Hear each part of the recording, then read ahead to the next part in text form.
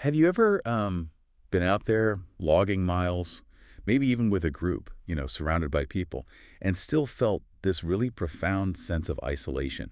Hmm. You're physically present, your legs are churning, your breath is steady, hopefully, but inside there's this quiet ache, maybe, a feeling that something is missing, that you're fundamentally alone with your effort. Yeah, that sense of being unseen almost. Exactly. Or maybe you've pushed yourself, achieved incredible feats, crossed finish lines, got the medal, but then, when the cheers fade and the accomplishment settles, there's this strange echo in the silence. It's a really common feeling, I think, even if people don't talk about it much. Right. It feels almost taboo in a sport that celebrates camaraderie and shared grit, but it's deeply felt by so many of us. So today, we're not just, running over familiar ground. We're embarking on an honest and maybe sometimes introspective journey into this surprisingly common experience, what people often call the loneliness of the long-distance runner. It's a really important exploration, asking us to look beyond just the physical stuff, the PBs and the mileage, and into the emotional and psychological landscape of running. And this conversation, this exploration, it leads us directly into part 3 of Ying's powerful book, The Runner's Paradox. In part 1, we asked, why do we run? We got into the motivations, the primal Yeah, the urges. real drivers. Exactly. Part 2 dissected, how do we move? The biomechanics, the embodied experience. But now, part 3, it really shifts gears. It poses a much more introspective, maybe even uncomfortable question for some. Do I truly enjoy running? And who am I when no one's watching? Wow, yeah, that's a big one. It is. And chapter 8, which is our focus today, sits right at the heart of that. It sort of quietly turns down the volume on performance metrics and external validation and turns the spotlight inward. It's about the echo, like you said, what we hear when the applause stops, when the running group thins out, when maybe that post-race photo doesn't get posted. We're kind of opening the door to that silence today. Okay, so chapter 8, the loneliness, the long-distance runner. And just to be clear up front, this isn't meant to be like a downer episode. No, not at all. It's about being honest, Right. right? Trying to understand the phenomenology of this unique kind of isolation. And by phenomenology, we mean the lived experience, what it actually feels like in your body, your mind, your spirit, moment by moment when you're out there. Just you and the road. Mm-hmm. Getting into the nuances. Yeah, giving language to something that often just stays inside, unarticulated. And it starts with this really fascinating paradox that Ying illuminates. How running further can somehow distance you. And not just physically, obviously, but socially, emotionally even, existentially. Existentially, yeah. How does that work? Well, you might have all the gear, right? The fancy GPS watch tracking every split. You're active on Strava, logging thousands of miles, sharing your runs. All the connections, seemingly. But despite all that, all the data, all the digital high fives, there can still be this deep emotional vacuum, this nagging sense that no one truly sees the effort, that no one gets the depth of your personal journey, the silent battles fought with every stride. And that's where it really hits home for so many people, isn't it? You listening might relate to this. Whether you're logging miles totally alone on some quiet road, maybe finding peace in that solitude. Yeah. Or maybe you feel it smack in the middle of a huge race. Yeah, surrounded by thousands. Or even in your closest running group, training side by side with friends. This peculiar feeling of loneliness can just creep in. It's a quiet thing, an emotional disconnect. Mm-hmm. And as you know, this whole series is grounded in The Runner's Paradox by Ying. For more insights, more discussion, to really dive deeper into her work, you can always visit therunnersparadox.com. The book's available for purchase there too. So yeah, let's get into this candid journey into the heart of what it means to run and sometimes, to feel profoundly alone while doing it. Okay, so where do we start? Maybe with what Ying calls the missing witness in our, increasingly digital running culture. The missing witness, okay. Yeah, and the book makes this really crucial distinction. Loneliness in running isn't just about being seen, like having people know you ran.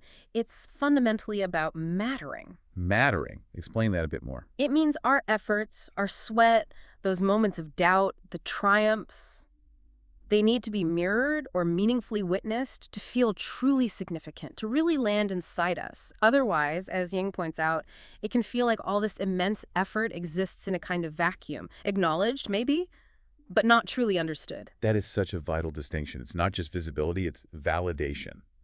but deeper than that. Exactly. Imagine you log your longest run ever, maybe a solo ultra. You push through mental barriers you didn't even know you could break. You feel genuinely transformed. Yeah, a huge personal win. Right. You post it on Strava, you get, say, 20 kudos, a quick tap, a digital high five. But does that really witness the personal battle, the profound internal shift that happened out there on the road? Probably not, no. Not really. Ying argues that without someone who understands the depth of that effort, someone who can genuinely mirror its significance back to you, the achievement, despite the digital applause, can still feel, well, hollow. Hollow, yeah.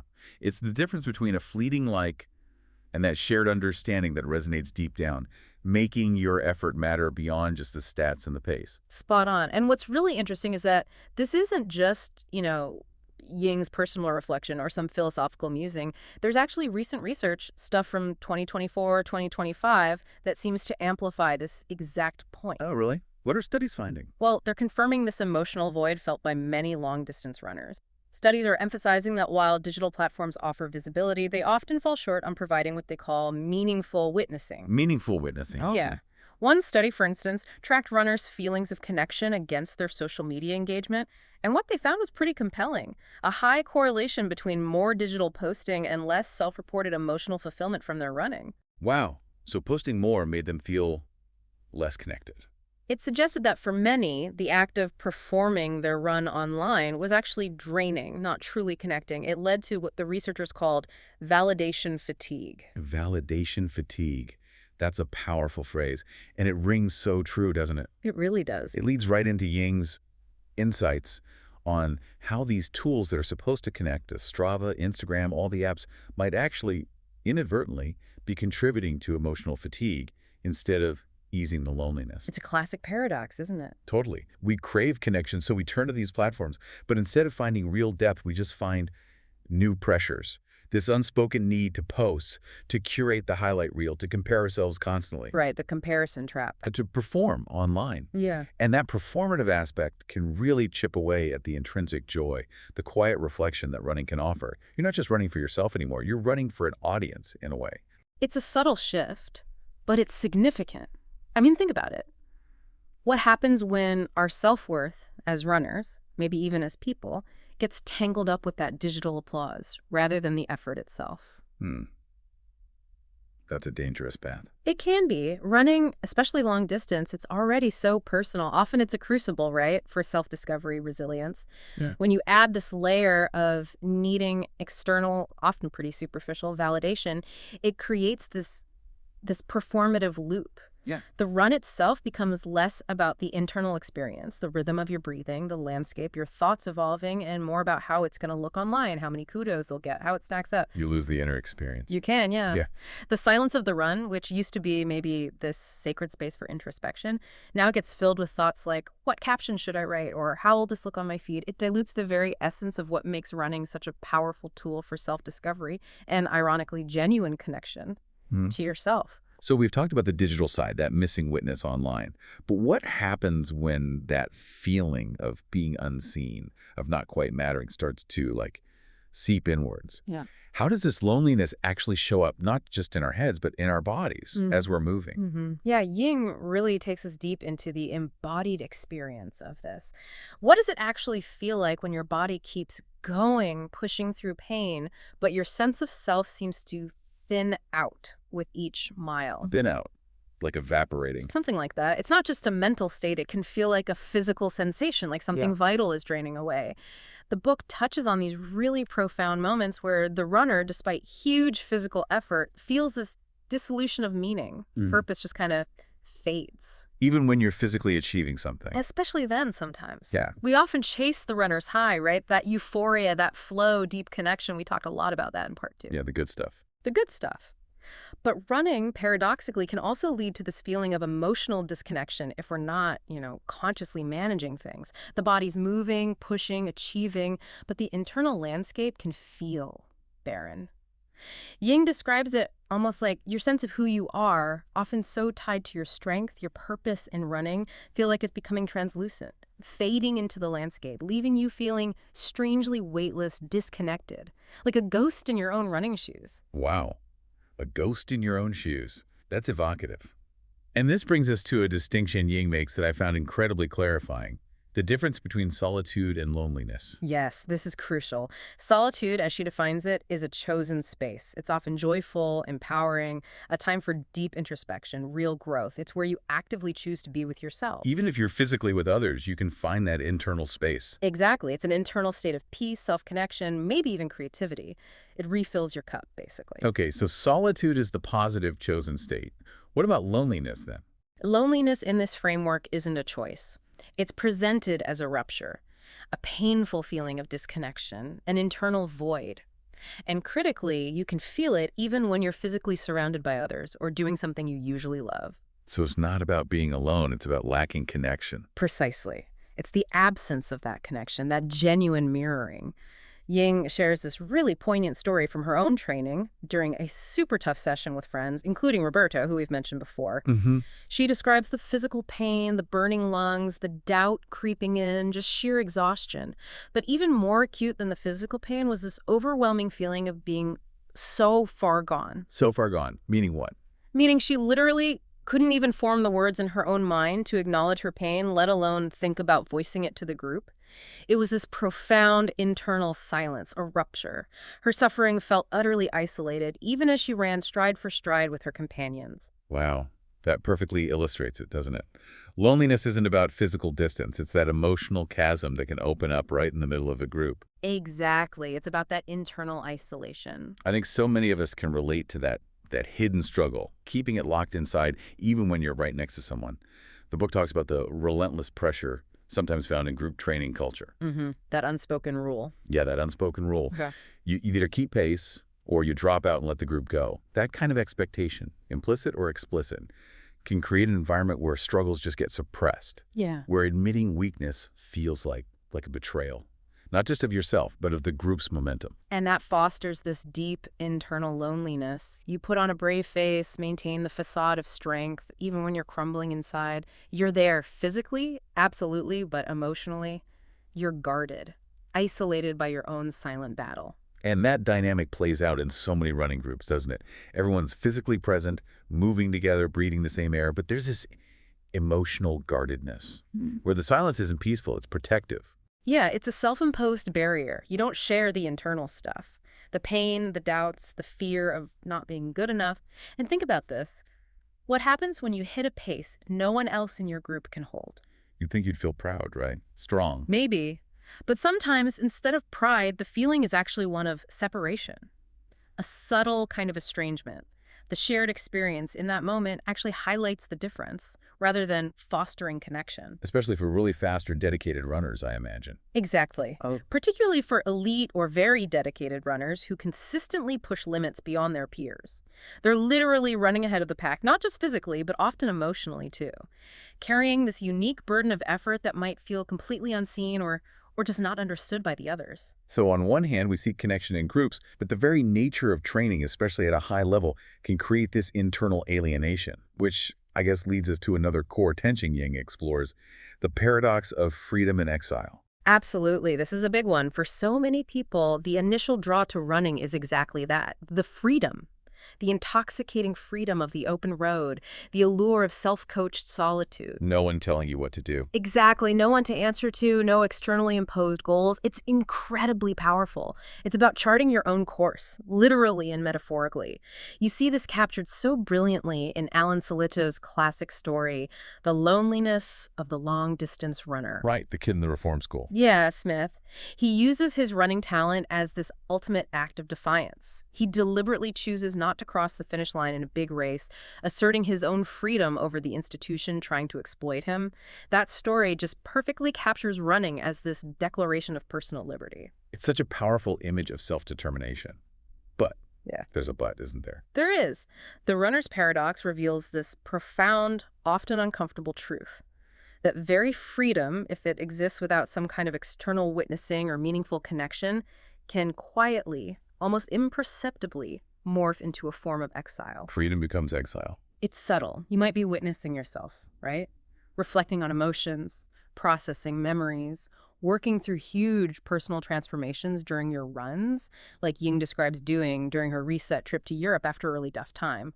She used those long solo runs to process, to heal, to redefine herself. So she was connecting with herself. Deeply. But the book explores how the absence of an outside perspective, someone to validate or genuinely share in those deep internal shifts, can leave your growth feeling. Well, the book uses the phrase hazy, unfocused. Like it didn't quite solidify because no one else saw it or acknowledged it. So the transformation happens, but it feels incomplete without external reflection. You can, yeah. And that lack of clear external reflection can be incredibly isolating, even debilitating sometimes. You're growing, changing, pushing boundaries, but it's all happening in this internal vacuum. There's no one to say, wow, I see what you did there, that's incredible. Or even just, I understand that struggle, I'm with you. And the book points out how this can lead to a really crippling loss of identity if injury or life changes force a runner to stop. Yeah, when running is your identity. Exactly. That intimate bond, the thing that shaped your sense of self, provided your framework, suddenly it's gone. This hits elite athletes particularly hard. Often their identities are so narrowly tied to winning, to performance, to being the best. So when they can't perform. When they stop winning or stop running altogether, that external attention, the digital applause, the public recognition, it just vanishes. The emotional impact can be devastating. Profound loneliness, existential crisis, even deep depression. It's the ultimate feeling of being unseen, having your identity erased when the thing you defined yourself by is gone. Okay, so if freedom can turn into exile and identity is so fragile, how do we reframe this feeling of loneliness? It sounds pretty bleak. Well, Ying's framework offers this powerful, almost alchemical shift in perspective. She suggests loneliness isn't the enemy. It's not a weakness to be stamped out. Instead, it's a mirror. A mirror? Yeah. It reflects back what truly matters to you. Who you hoped would be there to witness your struggle or your triumph. And why their absence hurts so much. It's uncomfortable, sure, it's raw. But it's necessary for real growth, deeper self-understanding. It's basically a signal, a call to attention, not a condemnation. Loneliness as a signal. I like that. It really is. The book shares these poignant stories of elite runners who maybe prioritize personal growth or a more authentic relationship with running over just visibility or winning. And what happened? Well, sometimes they did that at the cost of that external validation. And in those moments, they found themselves feeling emotionally bankrupt without that meaningful witnessing. They pushed their limits, achieved incredible things for themselves, but without someone to witness and acknowledge their journey in a meaningful way, the internal rewards felt incomplete, maybe even empty. So loneliness in that context isn't a sign of failure. Not at all. It's a powerful indicator of our fundamental human need for connection, for shared experience, even in the most solitary pursuits.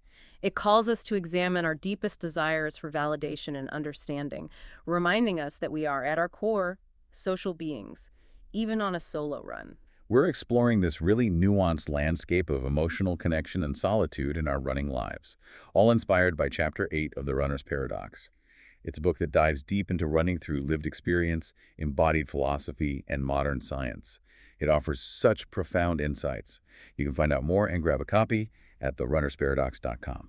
Okay, so if loneliness is this mirror reflecting our needs back at us, how do we actually engage with that reflection? What's the path forward? Right. In Ying's book, it doesn't offer, grand sweeping solutions, does it? It's more about small, practical shifts. Exactly. Subtle recalibrations, not revolutionary overhauls. Shifts aimed at reestablishing meaning, fostering genuine community, enhancing presence in the moment. And part of that is just noticing what's already there. That's a huge part of it. Recognizing the care and connection that might already be around us, but that we miss, especially when that internal dialogue of loneliness is shouting so loudly. Ying's own realization with Roberto's group, the story we mentioned. Where she felt so far gone. Yeah. In that moment of intense internal pain and isolation, she slowly became aware of what Roberto was actually doing. He was looking out for her, subtly blocking her attempts to push an unsustainable pace, conserving her energy, offering this quiet support without needing words. She realized she was, as she put it, surrounded by so much trust and care. Care she was initially blind to. Exactly, because her own internal suffering was overwhelming her perception. It really underscores how important it is to shift our focus sometimes, to be receptive to the support systems that are often present and just learn to acknowledge them. That's a powerful takeaway. Sometimes the internal noise just drowns everything else out. And speaking of noise, or maybe breaking the silence, Ying emphasizes articulating the loneliness, right? Talking about it. Absolutely. Whether it's just acknowledging it to yourself, journaling about it, or finding the courage to share it with a trusted training partner, a coach, family, that's often the very first and maybe the most crucial step, giving voice to the unvoiced. Why is that so powerful? Well, it's funny, isn't it? As runners, we often think our isolation is unique, that our particular struggle is ours alone. But the moment you articulate it, give it words, it normalizes the experience almost instantly. When you say, man, I felt really alone out there today, you often find someone else nodding, saying, yeah, I get that. I felt that too. That shared acknowledgement is incredibly liberating. It lessens the weight. It allows for what psychologists call intersubjective connection. Intersubjective connection. Yeah, it basically means your unique internal experience isn't just understood by someone else. It's shared in a way that makes you feel profoundly seen and connected. Your feeling resonates with theirs, creating this shared reality of the feeling. It confirms you're not alone in feeling alone, paradoxically. Okay, so talking about it helps break the isolation. What about practical things we can do on our runs? You mentioned presence over pace earlier. Yes. That's a key idea from the runner's paradox. Can you find someone to run with, not primarily for pace, not to hit specific splits, but just for presence, for the shared experience itself? Shifting the goal of the run. Exactly. Can the run become something to share rather than something solely to prove? That shift in mindset can totally transform the experience. Ying describes this simple but profound shift she made with a running buddy. They deliberately chose a scenic, slower route, agreed beforehand to just talk, observe, just be present with each other. No pressure about pace or Strava segments. And how does that feel?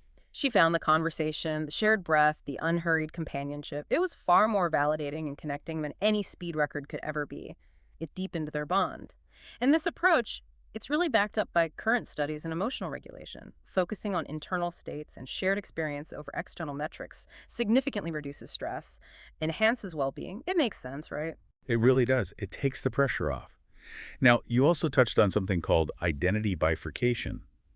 That sounds complicated. It sounds fancy, but it's actually a pretty simple idea. It's just that split we sometimes feel between the runner self we present to the world, maybe on Strava or in our running club. The curated self. Right, the curated self, and our internal private experience of running. It's the gap between who we appear to be as a runner and who we feel we are inside, especially when the physical act of running defines so much of us. Okay, that makes sense. And how does understanding that help? Well, studies in this area, along with those on that intersubjective connection we talked about, they invite us to re-inhabit our solitude. Re-inhabit our solitude, not escape it. Exactly. It's not about escaping loneliness. It's about transforming it, finding strength and purpose within that solitary space rather than always seeking to fill it with external validation or noise. It's about making solitude a chosen, enriching space again rather than a forced, isolating one. Cultivating internal resilience. And a big part of that internal work is self-compassion. Hugely important. As Ying notes in the book, simply being kinder in our thoughts towards ourselves makes a massive difference. It changes how we perceive and navigate these internal states. It allows us to greet our loneliness not as an enemy to be defeated, but maybe as a messenger, carrying important information about our needs. Wow. What a journey we've taken today, really unpacking how loneliness in running, even though it's uncomfortable, can be this profound mirror. Reflecting our deepest needs for connection, for validation, for meaning, really is about finding who you are when the road is yours alone. And understand that maybe, just maybe, loneliness isn't an emptiness to be feared, but it's the very space where your own authentic voice can finally echo back to you. It prompts you to look within. Yeah. The insights from Chapter 8 of The Runner's Paradox really do invite that deeper reflection on these often unspoken layers of our running lives. And that reflection, like you said, that's where the real growth starts. So as you head out for your next run, maybe consider this single thought. What if the most profound connection you could make on your run wasn't with another person or a leaderboard, but with that quiet, echoing space inside yourself? That's a powerful thought to run with. And building on that, here are 5 reflective questions for you to ponder on your next run, inspired by the spirit of the runner's paradox. 1. When was the last time you felt unseen in your running, and how did you respond to that feeling? 2. Do you run primarily to be free, or perhaps sometimes to be found. Interesting distinction. 3, what kind of witness are you to your own effort? Are you kind, critical, aware? It's self-witnessing, yeah. 4, can you clearly name the difference for you between your solitude and your loneliness? When does one tip into the other? Knowing that boundary. And 5, who could you invite? Not necessarily to match your pace, but simply to share your presence on a run. Great questions to sit with. Hopefully they offer some food for thought. Definitely. And looking ahead, next time on the Runner's Paradox podcast, we'll continue our journey through part 3, moving into chapter 9. This one is a deeply resonant exploration of injury. Ah, injury, the runner's bane. Indeed. But we'll look at it not just as a biomechanical setback, but as an existential interruption. We'll unpack how losing the ability to run can trigger that profound loss of identity we touched on, and how it forces a reevaluation of who we are beyond the miles, beyond the physical act of motion. That sounds essential. Okay, don't forget to subscribe to the Runner's Paradox podcast wherever you get your podcasts. And if this conversation resonated, please share it with a fellow runner who might benefit. We always say this series is best experienced on your long runs. When your mind is open, your spirit is ready to reflect. So whether you're deep into a training block or just lacing up for the first time, remember, you're not alone out there, even when the road stretches out endlessly before you. That's right. For more insights and to really deepen your understanding, please visit therunnersparadox.com. You can also find out how to purchase Ying's remarkable book, The Runner's Paradox, there. It's well worth the read. Absolutely. Okay. Let's run.